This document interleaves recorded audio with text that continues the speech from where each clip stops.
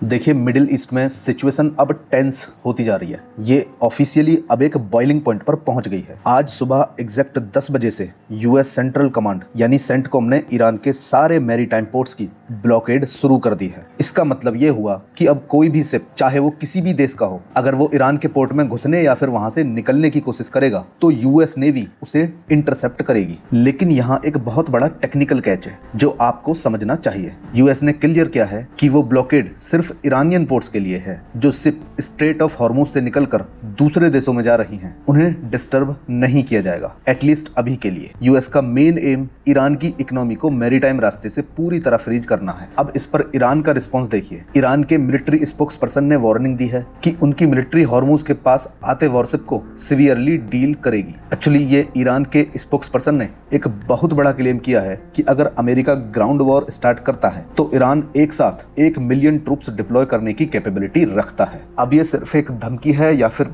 ये रियलिटी है, ये तो वक्त ही बताएगा। अब इसी बीच में फ्रांस के प्रेसिडेंट इमैनुअल मैक्रोन ने एक अलग रूट लेने की कोशिश की है। फ्रांस और यूके मिलकर एक मल्टीनेशनल मिशन ऑर्गेनाइज कर रहे हैं। उनका कहना है कि ये मिशन डिफेंसिव होगा और इसका काम सिर्फ ये इंश्योर करना होगा कि स्ट्रेट ऑफ हॉर्मुज में फ्रीडम ऑफ नेविगेशन बनी रहे। इंडिया के लिए ये सिचुएशन क्रिटिकल इसलिए है क्योंकि हमारी एनर्जी सिक्योरिटी इसी रास्ते पर डिपेंड करती है। अगर ईरान ने काउंटर मूव में हॉर्मुज को ब्लॉक करने की कोशिश की तो ग्लोबल ऑयल प्राइसेस के ग्राफ सस्टेन करना मुश्किल हो जाएगा। अब आने वाले 1-2 दिन में ये पता चल जाएगा कि सिचुएशन नॉर्मल होती है या फिर एक फुल स्केल मैरीटाइम कॉन्फ्लिक्ट में बदलती है।